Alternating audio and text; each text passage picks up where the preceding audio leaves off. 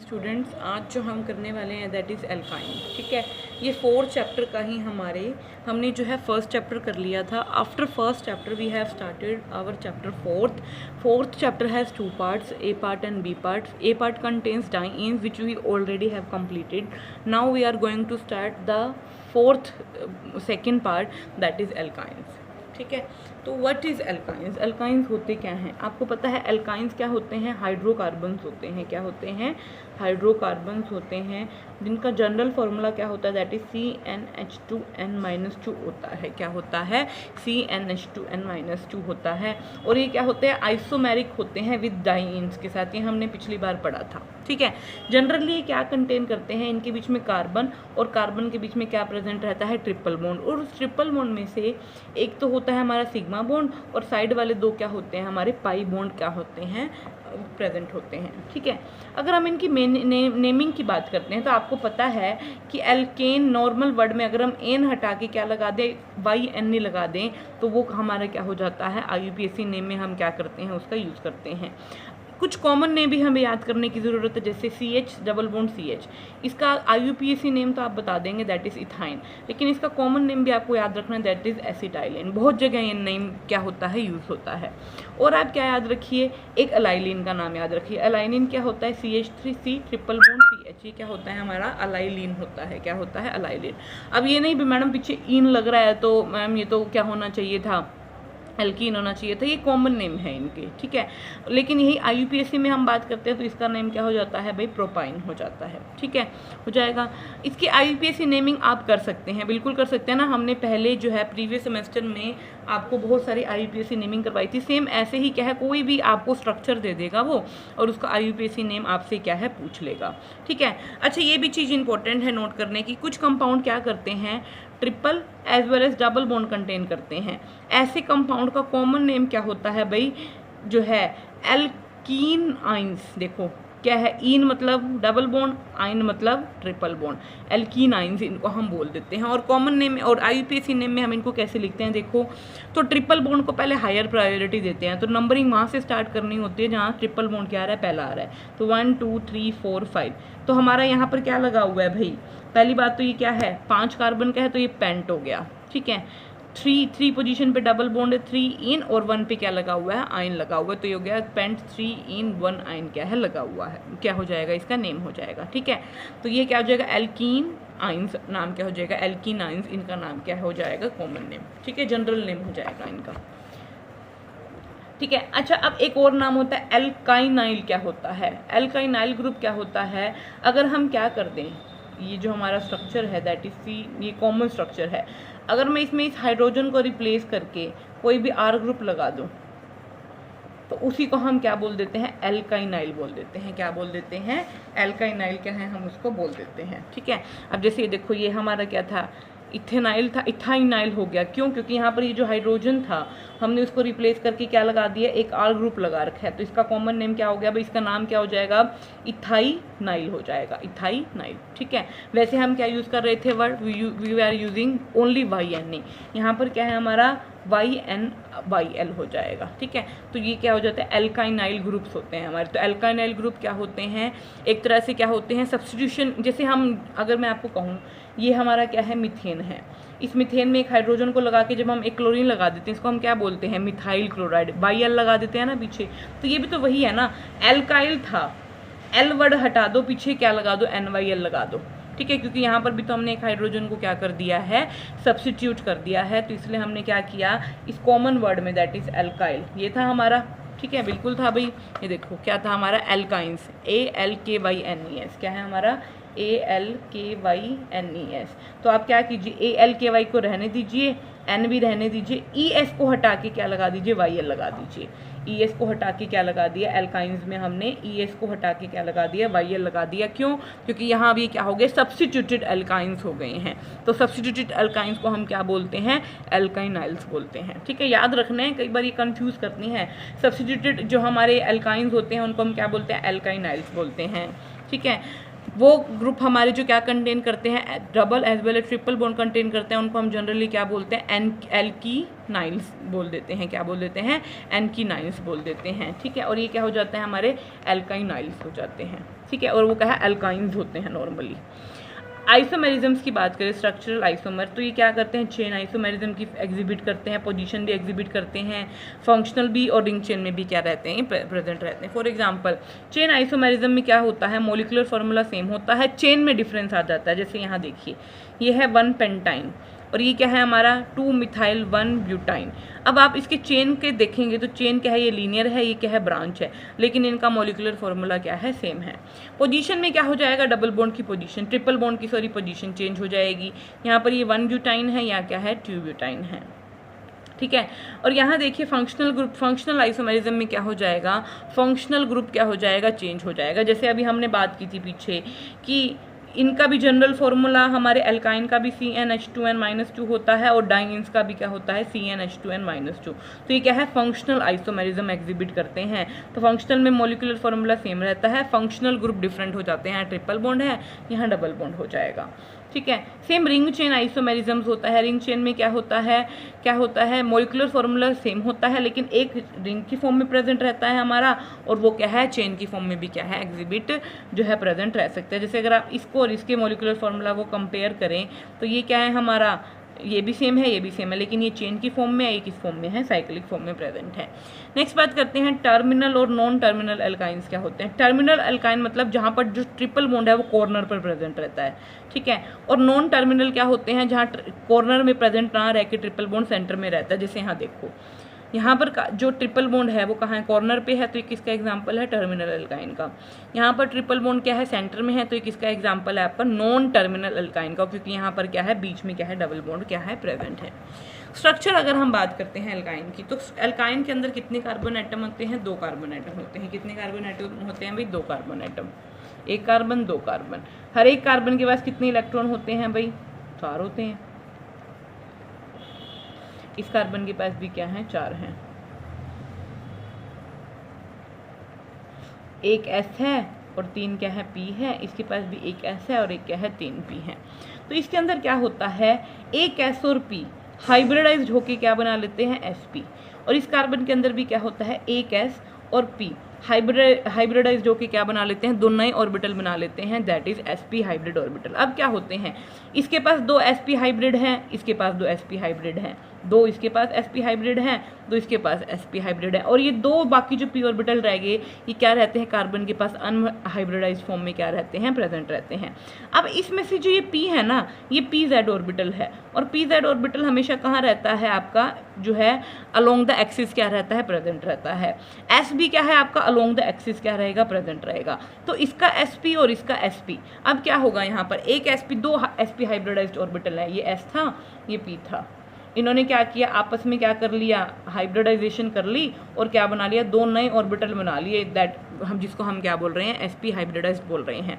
अब ये 2 sp hybridised orbital क्या करेंगे, सिग्मा बॉन्डिंग में पार्टिसिपेट करेंगे। किसमें करेंगे भाई, सिग्मा बॉन्डिंग में। अब इसके पास भी 2 sp हैं, इसके पास भी 2 sp हैं, तो ये 2 sp क्या करेंगे, आपस में कंबाइन करेंगे, क्या बना लेंगे, sp हाइब्रिड ऑर्बिटल बना लेंगे। कैसे, देखो ये कार्बन था, ये कार्बन था, इनका एक sp जो हाइब्रिड ऑर्बिटल है, इस वाले पहले वाले कार्बन का, ये ऐसे ही दूसरे वाले कार्बन के भी तो 2 होंगे ना, तो ये जो 2 ऑर्बिटल हैं ये क्या कर लेंगे, अलोंग द एक्सिस ही क्या कर लेंगे, ओवरलैप कर लेंगे और क्या बना लेंगे, सिग्मा बॉन्ड की फॉर्मेशन कर लेंगे। अब अलोंग द एक्सिस क्यों हुआ, क्योंकि मैंने कहा ना कि sb क्या है, along the internuclear axis present है, और यहाँ पर ये जो p ऑर्बिटल है ये भी क्या है, pz ऑर्बिटल है, और ये भी क्या है, अलोंग द एक्सिस क्या रहता है, प्रेजेंट रहता है।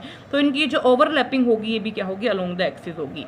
अब ये एक ऑर्बिटल तो यूज हो गया, अब ये दूसरा भी तो पढ़ा है ना, एक हाइब्रिड ऑर्बिटल sp, तो ये क्या करेगा, दूसरा sp हाइब्रिड ऑर्बिटल हर एक कार्बन एटम का हाइड्रोजन एटम के साथ क्या कर लेगा, ओवरलैप कर लेगा, ठीक है। तो ये देखो ये बन गया ना, ये तो बन गया सिग्मा बॉन्ड कार्बन कार्बन के बीच में, ये बन गया सिग्मा बॉन्ड किसका, कार्बन और ये हाइड्रोजन का, और ये बन गया इस हाइड्रोजन का। अब बचा क्या, इस कार्बन के पास भी 2 अनहाइब्रिडाइज बच गए, इस कार्बन के पास भी 2 अनहाइब्रिडाइज बच गए, इस कार्बन के पास भी ये 2 अनहाइब्रिडाइज प्रेजेंट है, py एंड px, और इस कार्बन के पास भी क्या है, 2 अनहाइब्रिडाइज क्या है, ऑर्बिटल क्या है आपके प्रेजेंट है। अब ये अनहाइब्रिडाइज ऑर्बिटल क्या करेंगे, आपस में ओवरलैप करेंगे दोनों के दोनों, और क्या बना लेंगे, 2 पाई बॉन्ड की फॉर्मेशन कर लेंगे। तो ये सिग्मा बन रहा था अलोंग द इंटरन्यूक्लियर एक्सिस, बिल्कुल अलोंग द इंटरन्यूक्लियर एक्सिस बनेगा, क्योंकि pz भी अलोंग द इंटरन्यूक्लियर एक्सिस है, और s भी हमारा क्या है, अलोंग द इंटरन्यूक्लियर एक्सिस है। हाइड्रोजन भी क्या रहेगा आपका, इंटरन्यूक्लियर एक्सिस पे ही रहेगा, क्योंकि वो भी क्या है, sp हाइब्रिड अनहाइब्रिड है। और ये जो PZ है ये परपेंडिकुलर थे दोनों, PX PY एंड हमारा PX, तो ये क्या रहेंगे, किसकी फॉर्मेशन कर लेंगे, पाई बॉन्ड की। तो इस तरह का आपका क्या बन जाएगा, स्ट्रक्चर बन जाएगा किसका भाई, एल्काइंस का। तो देखिए आप इस शेप को हम ना सिलेंड्रिकल स्ट्रक्चर भी बोल सकते हैं, क्योंकि क्या करता है, एक सिलेंडर की शेप बना लेता। तो देखिए आपको समझ आ रहा होगा कि ये कार्बन कार्बन था, ये दोनों अनहाइब्रिडाइज्ड p ऑर्बिटल हैं, ये हाइब्रिडाइज्ड ऑर्बिटल थे भाई sp, ठीक है। इसका भी sp दो थे ना, इसके पास एक sp दो sp, एक ने कार्बन के साथ सिग्मा बॉन्ड बना लिया, एक ने हाइड्रोजन। इसके पास भी दो sp थे, एक ने कार्बन के साथ सिग्मा बॉन्ड बना लिया और एक ने क्या बना लिया, हाइड्रोजन के साथ क्या है, सिग्मा बॉन्ड बना लिया। तो ये इसका स्ट्रक्चर क्या रहता है, लीनियर स्ट्रक्चर रहता है। बॉन्ड लेंथ क्या होती है, कार्बन कार्बन के बीच में 120 पिकोमीटर होती है, और बॉन्ड एंगल कितना रहता है, 180 डिग्री क्या रहता है, बॉन्ड एंगल रहता है। इसी पाई बॉन्ड की प्रेजेंस के कारण जो हमारा एसिटाइलिन, जनरल जो सबसे बेसिक है ना एसिटाइलिन, उसका स्ट्रक्चर हमने क्या किया है, डिस्कस किया है, जिसकी वजह से एसिड जो जितने भी अल्काइंस होते हैं वो जनरली हमारे क्या रहते हैं, रिएक्टिव रहते हैं। नेक्स्ट बात करते हैं method of preparation of alkyne. अच्छा, इसके जो मेथड ऑफ प्रिपरेशन है सेम जो हमने एल्कीन में किए थे ना, ज़्यादा बेसिक डिफरेंस नहीं है। तो पहला वही देखो, डिहाइड्रोहेलोजिनेशन करवाना डाई हैलाइड का। कोई भी डाई हैलाइड ले लिया, पहले आप क्या डालोगे, KOH जब डालोगे इसके अंदर, जैसे ही आप KOH डालोगे यहाँ पर क्या हो जाएगा, एक हाइड्रोजन जो है यहाँ से एक जो हैलोजन है रिप्लेस हो जाएगा और कार्बन कार्बन के बीच डबल बॉन्ड आ जाएगा, ठीक है।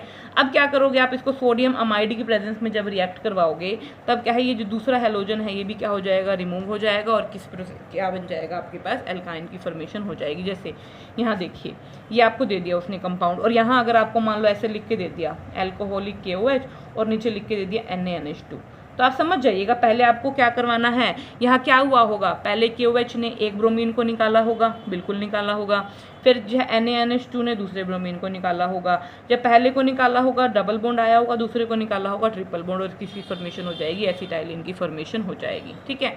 अच्छा, डाई हैलाइड क्या हो सकते हैं, विसिनल भी हो सकते हैं, जैमिनल भी हो सकते हैं। विसिनल का मतलब क्या होता है भाई, विसिनल मतलब साथ साथ, मतलब साथ साथ वाले कार्बन पर, अगर दोनों हैलाइड ग्रुप साथ साथ वाले कार्बन पर प्रेजेंट है उसको हम बोलते हैं विसिनल। जैमिनल पे क्या होता है, जैमिनल का मतलब होता है सेम ही कार्बन, मान लो एक ही कार्बन है, इस पर दोनों ही एक्स ग्रुप प्रेजेंट है, तो यहाँ पर डिहाइड्रोएलोजिनेशन आप विसिनल हैलाइड्स का भी करवा सकते हैं और जैमिनल हैलाइड्स का भी करवा सकते हैं। जैसे ये एग्जाम्पल है हमारा जैमिनल का, कि यहाँ कार्बन के ऊपर ही दोनों ब्रोमीन हैं, जब रिएक्शन करवाई तो यहाँ इसी से दोनों ब्रोमीन निकले और क्या बन गया, एसिटाइलिन की फॉर्मेशन हो गई। नेक्स्ट है डीहेलोजिनेशन ऑफ टेट्राहेलाइड्स। डीहेलोजिनेशन में हम क्या करवाते हैं, डीहेलोजिनेशन करवाना है मतलब हेलोजन को रिमूव करवाना है।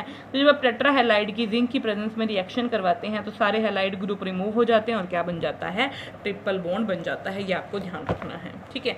अब इंपॉर्टेंट ये रिएक्शन आती हैं जिसमें हम क्या करेंगे, स्पेशली एसिटाइलिन को प्रिपेयर करते हैं।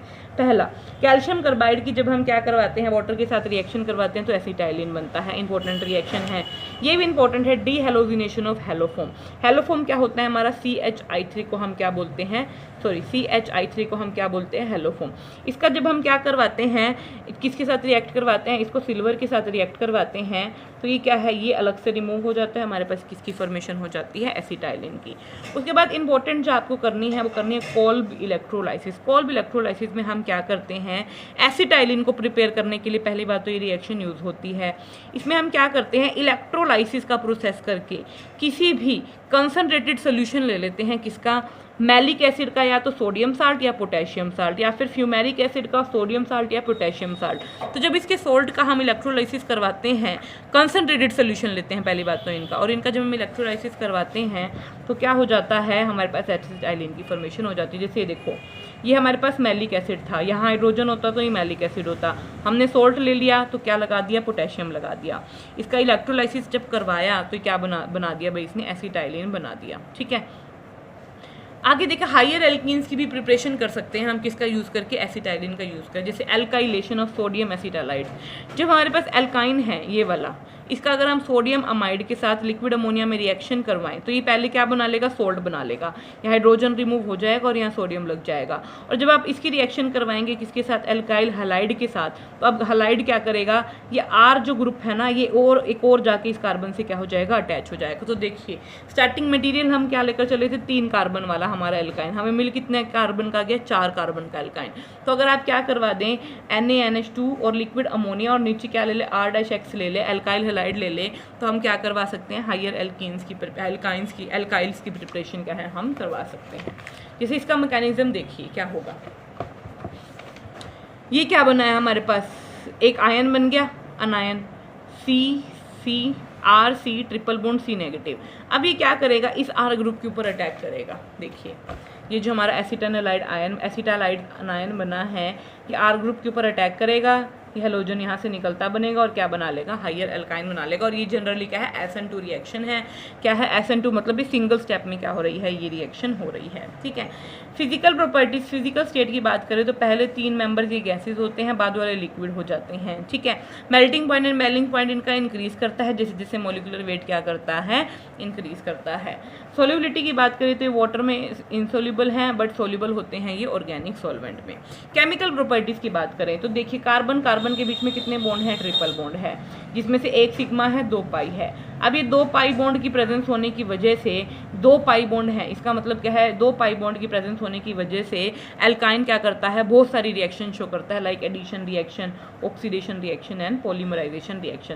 पहले हम बात करते हैं एडिशन। एडिशन मतलब ऐड करना। ठीक है, इसका मतलब जब हम एल्काइन का हम क्या करवाएंगे, हाइड्रोजन की प्रेजेंस में क्या करवाएंगे, रिडक्शन करवाएंगे, और यहाँ पर हम जो मेटल लेकर चलेंगे, निकल, पैलेडियम, प्लेटिनम लेकर चलेंगे, तो पहले एल्कीन दोबारा करवाएंगे तो क्या बन जाएगा, एल्केन की फॉर्मेशन हो जाएगी। ठीक है, अच्छा पार्शियल रिडक्शन भी करवा सकते हैं भाई। यहाँ पर पार्शियल रिडक्शन करवाने के लिए हम क्या करते हैं, लिंडलर कैटालिस्ट का यूज़ करते हैं, और उसके लिए हम क्या यूज़ करते हैं, palladium in the presence of calcium carbide क्या करते हैं, यूज़ करते हैं। ठीक है, पार्शियल रिडक्शन का मतलब हो गया पूरी तरह रिड्यूस ना करना ट्रिपल बॉन्ड को। ठीक है, जैसे पूरी रिएक्शन होगी ना तो ये पूरा रिएक्शन ना करना, सिर्फ ट्रिपल से डबल बनाना, तो ये हो गया पार्शियल रिडक्शन हमारा क्या हो जाएगा, हो जाएगा। आगे इसके बारे में डिस्कस क्या करेंगे हम अपने नेक्स्ट लेक्चर में करेंगे। Okay, thank you.